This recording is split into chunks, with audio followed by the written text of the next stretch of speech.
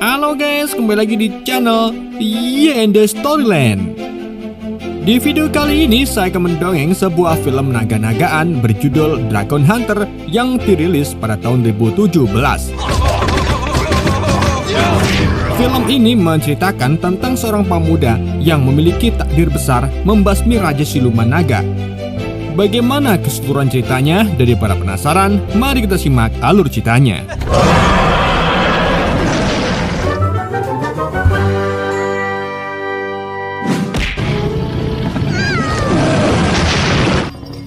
Film ini dibuka dengan suasana meriah saat seorang bocah laki-laki tengah asik menyaksikan pertunjukan barongsai.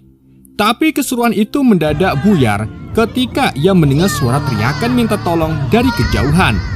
Dengan rasa penasaran, si bocah langsung berlari mencari sumber suara. Ia pun tiba di tengah barisan orang berjubah putih yang mengelilingi seorang raja. Tanpa diduga, sang raja tiba-tiba berubah menjadi naga raksasa. Namun semuanya hanyalah mimpi buruk. Ia dibangunkan oleh sahabat letoynya, dan kita pun diperkenalkan dengan tokoh utama kita, yaitu Xiao Yuan. Di tengah percakapannya, diketahui bahwa kedua orang tua Xiao Yuan telah tiada. Mereka dibunuh oleh pihak misterius. Kini ia pun tinggal di kuil Kua Xiong, desa Chentong, bersama guru besarnya bernama Liu Zhu dan sahabatnya tadi yang bernama Afu.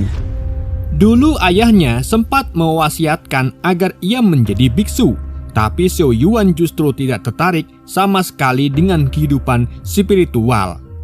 Ia terpaksa untuk mengikuti wasiat almarhum ayahnya, karena jika gagal ia akan dipulangkan untuk bekerja bersama pamannya. Saat sedang asik mengobrol, tiba-tiba suara lonceng kuil berbunyi, sebuah tanda ada hal besar sedang terjadi.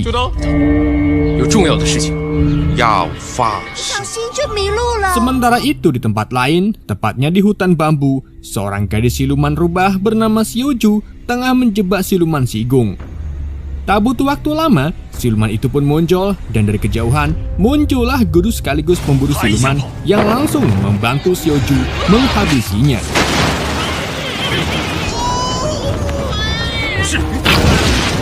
Usai misi selesai, mereka berdua pun meninggalkan tempat itu.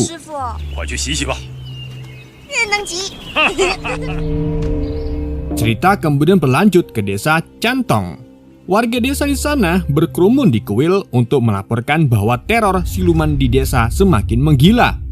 Ada salah satu penduduk yang diculik oleh siluman banteng air. Belum selesai sampai di situ, seorang ibu-ibu gembrot mengaku suaminya berubah menjadi seekor kroco saat sedang bercocok tanam di kamarnya. Tetapi sayangnya, kroco itu malah tidak sengaja terinjak hingga remuk, yang membuat si ibu pingsan seketika.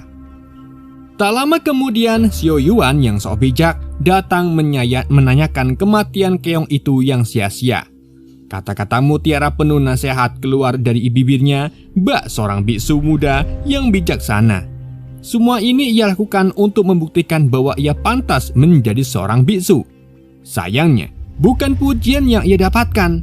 Apesnya, malah Xiao Yuan harus memberi nafas buatan ibu-ibu gembrot tersebut. Namun, belum sempat memberi nafas buatan, datanglah kabut dan awan hitam yang mengerikan.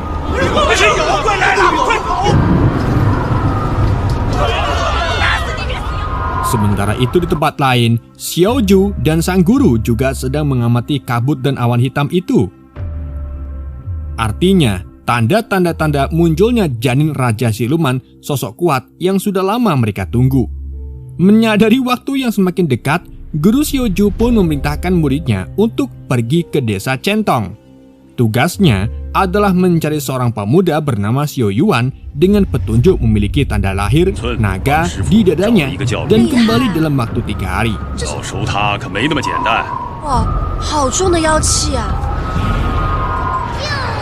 Kita kembali lagi ke Xiao Yuan.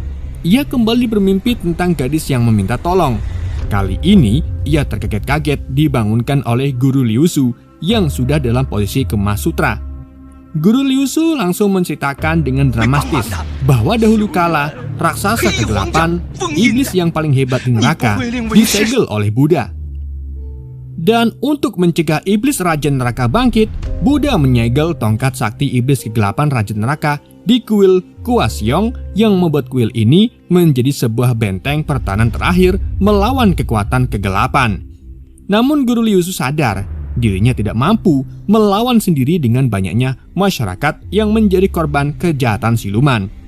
Dengan kondisi tersebut, ia pun memberi misi Xiao Yuan untuk segera pergi ke kota Lin'an mencari seorang laki-laki berjuluk Jago Pembersih.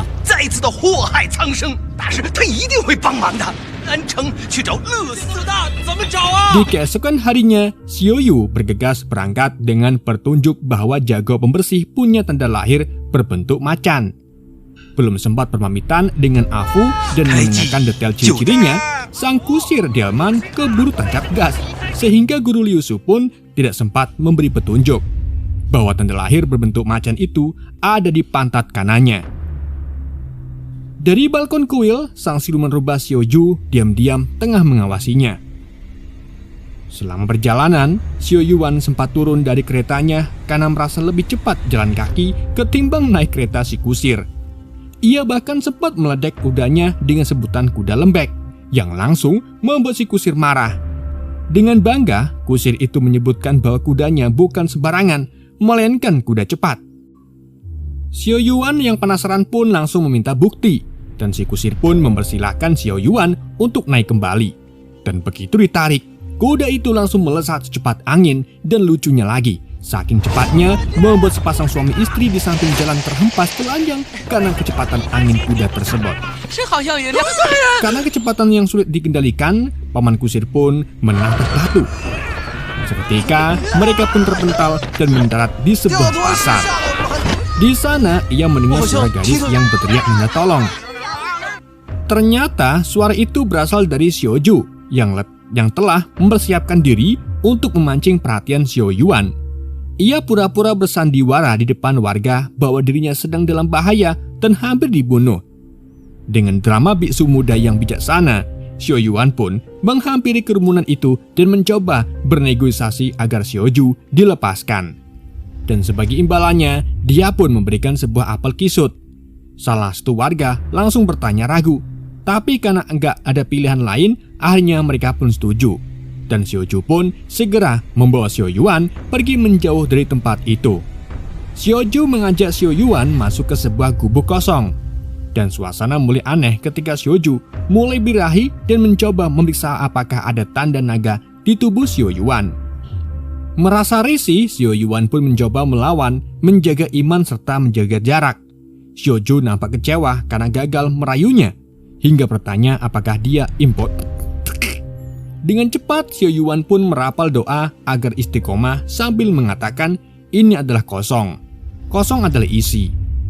Alih-alih serius, tiba-tiba saja dari balik sudut-sudut gubuk itu muncul beberapa orang yang ternyata sedang bersembunyi menunggu momen wik-wik terjadi.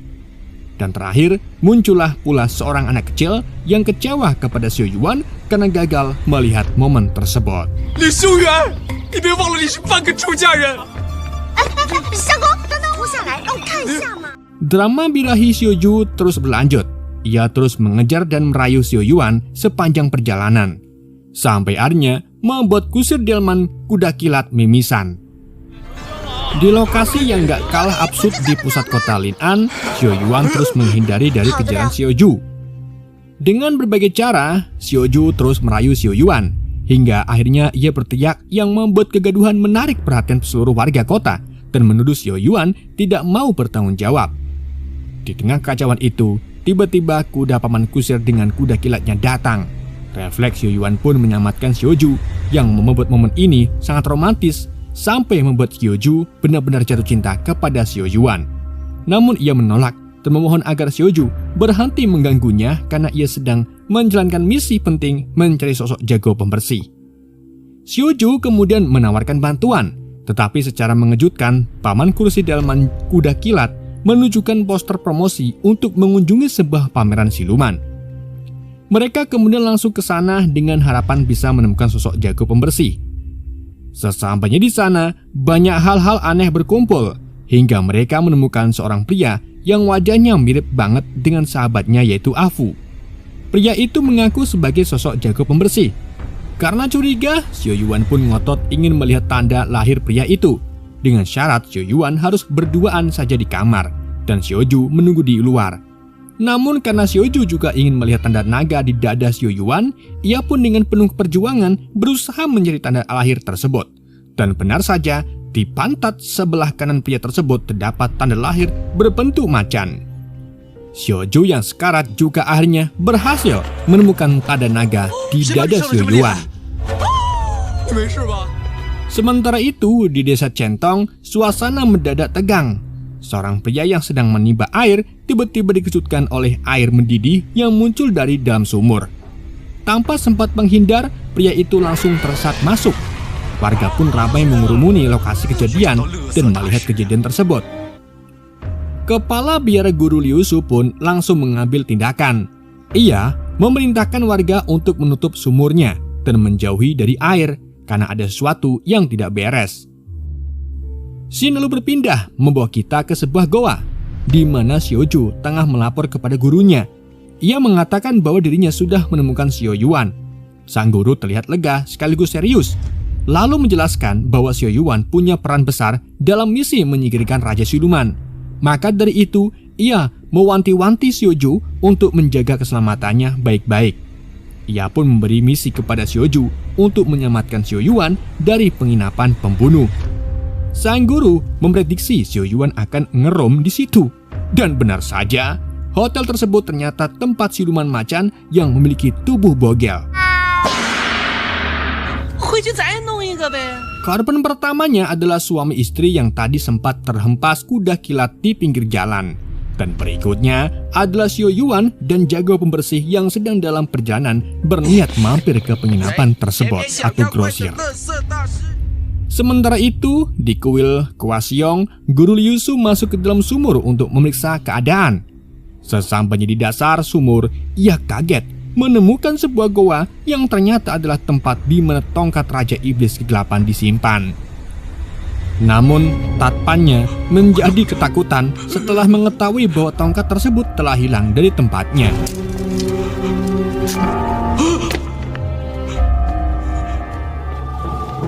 Kita kembali ke Xiao Yuan dan jago pembersih yang telah memasuki penginapan pembunuh.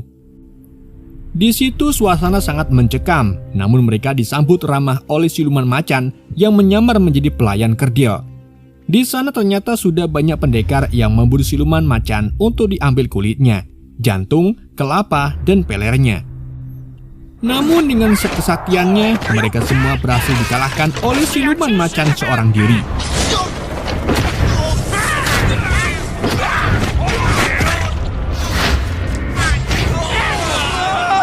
Xiao Yuan pun langsung ketakutan melihat kejadian sadis tersebut. Namun Afu yang kini menjadi jago pembersih dengan tenang menghadapi siluman macan. Ia menyanyikan mantra aneh yang membuat siluman macan mengeong-ngeong kesakitan.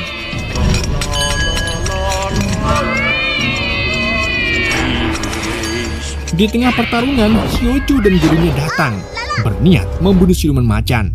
Namun jago pembersih mencegahnya. Ia bersikeras untuk melawannya seorang diri. Tanpa alasan yang jelas, tiba-tiba jago pembersih membawa siluman itu ke langit. Dan yang paling gak masuk akal, ini malah berhasil. Ia kembali dengan membawa cincin leher milik siluman macan. Dan gak habis pikir, dia kembali dari langit dengan kostum berbeda dan menolak dipanggil jago pembersih. Sekarang, ia menamai dirinya sendiri sebagai Lohan pemburu macan. Xiao Yuan pun sangat frustasi dengan kejadian aneh tersebut. Yang ia inginkan saat ini adalah membawa Afu atau jago pembersih, atau Lohan pemburu macan, apapun itu, untuk ikut bersamanya ke kuil Kuasiong menyelamatkan desa. Namun sayangnya ia menolak dan pergi ke langit meninggalkan mereka bertiga.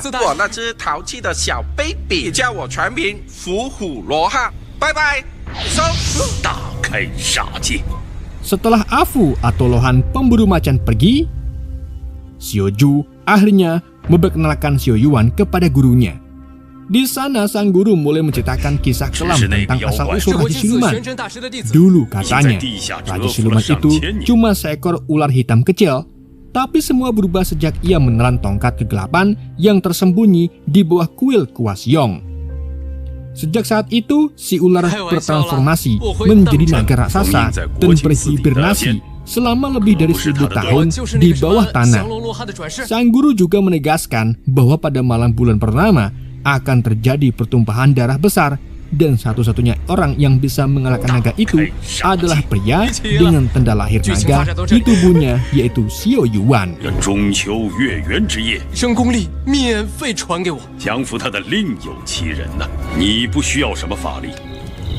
Setelah itu, suasana pun jadi lebih ringan. Xiao Yuan dan Xiao Ju terlihat sedang mengobrol santai, membahas mimpi mereka tentang gimana rasanya jadi dewa. Xiao Ju bahkan berharap mereka bisa melesat kekayangan bareng-bareng. Obrolan mereka pun ditutup dengan pelukan hangat tanda persahabatan. Setelah berpelukan 4 jam lamanya, suasana mendadak berubah saat tiba-tiba si kusir kuda datang. Ternyata dia bukan orang biasa, dia adalah dewa bumi yang menyamar. Ia datang dan memberi kabar jika sekarang kudanya sudah mati dimakan siluman macan. Ia juga memberi peringatan serius, Raja Siluman Naga sudah dekat dan mereka harus segera kembali ke desa Centong. Tampaklah sosok naga raksasa dengan tatapan mata menyala yang bikin merinding. Tak lama setelah itu, Xiao Yuan dan Xiao Ju sampai juga di desa Centong, tepatnya di kuil Hwaseong. Di sana, Guru Luisu tampak panik. Ia tahu betul bahwa kemunculan Raja Siluman Naga tinggal menghitung waktu. Dan benar saja, gak lama kemudian naga itu pun muncul dan langsung menyerang kuil.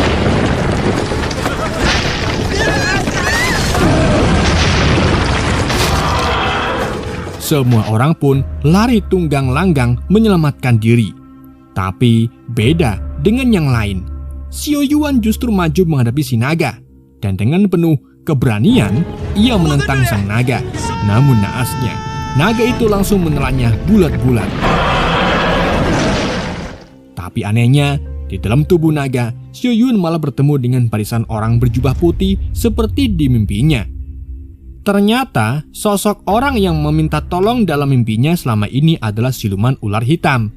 Siluman itu memohon kepada Xiao Yuan untuk mencabut tongkat kegelapan dari punggungnya agar bisa mati dengan tenang dan menyelamatkan umat manusia. Tak berpikir panjang, Xiao Yuan pun langsung mencabut tongkat tersebut.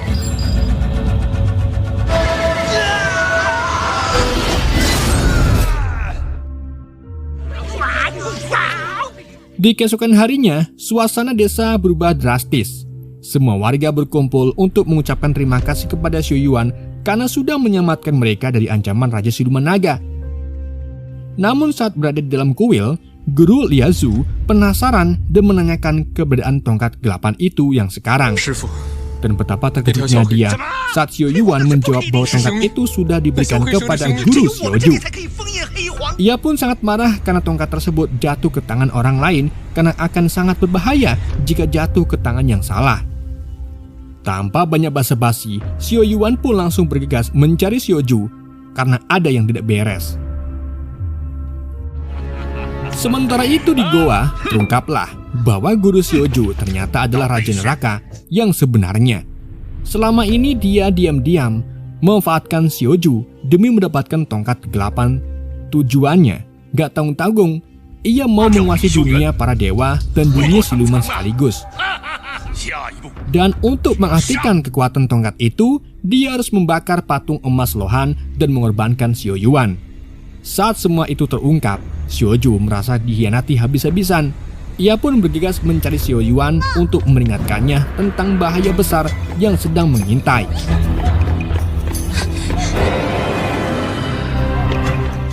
Di waktu yang hampir bersamaan, saat Xiao Ju dan Xiao Yuan akhirnya bertemu, Raja Neraka mendadak datang dan berniat membunuh Xiao Yuan. Untungnya Xiao Ju pasang badan menyelamatkannya, tapi tindakannya tersebut membuatnya terluka dan berhasil tertangkap oleh Raja Neraka untuk dijadikan sebagai sandera. Ia menawarkan sebuah penukaran, patung emas Lohan sebagai ganti keselamatan Xiao Yuan. Mendengar hal itu, Xiao Yuan pun langsung mohon kepada Guru Liusu agar menyerahkan patung itu. Dengan berat hati, sang paman akhirnya mengungkapkan bahwa patung emas tersebut tersembunyi di balik patung Buddha. Tanpa ragu, Xiao Yuan pun menghancurkan patung itu dan mengambil patung emas lohan dari dalamnya.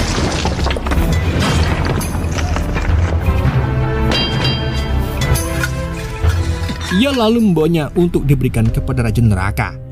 Namun begitu patung diserahkan, Raja Neraka pun menunjukkan wujud aslinya.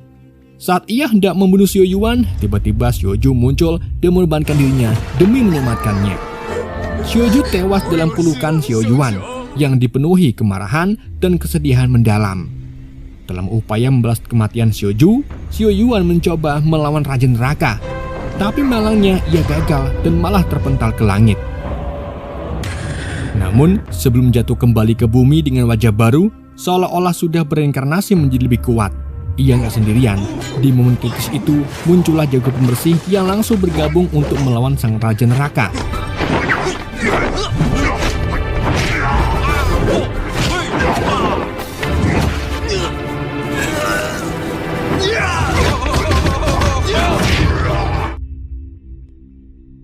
Tak lama kemudian, Dewa Bumi juga turun tangan, memberikan petunjuk. Mereka harus membunyikan lonceng besar sambil merapalkan mantra suci.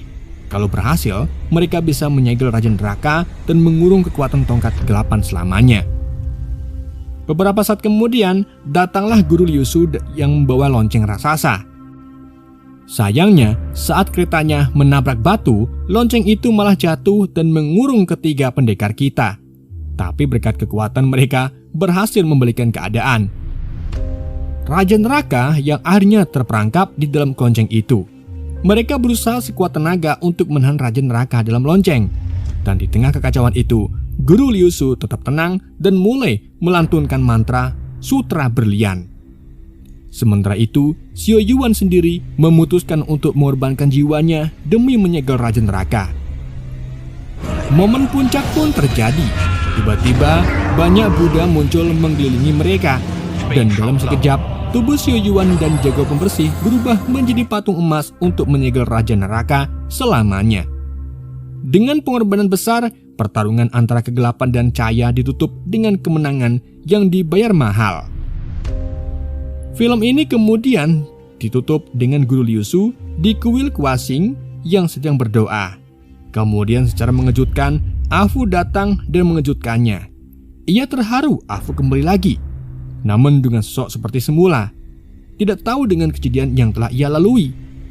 Disusul juga dengan Xiao Yuan yang juga datang seperti pertama ia masuk ke kuil, dan tanpa pengetahuan apapun dan seperti tidak tahu tentang kejadian besar kemarin. Ataukah ini akan terulang lagi? Film pun berakhir. Oke guys, itulah alur cerita film Dragon Hunter. Semoga kalian terhibur dengan alur cerita yang saya bawakan. Mohon maaf jika ada kesalahan dalam penyampaiannya ataupun penyebutan nama. Sekian dari Ende, sampai jumpa di video berikutnya.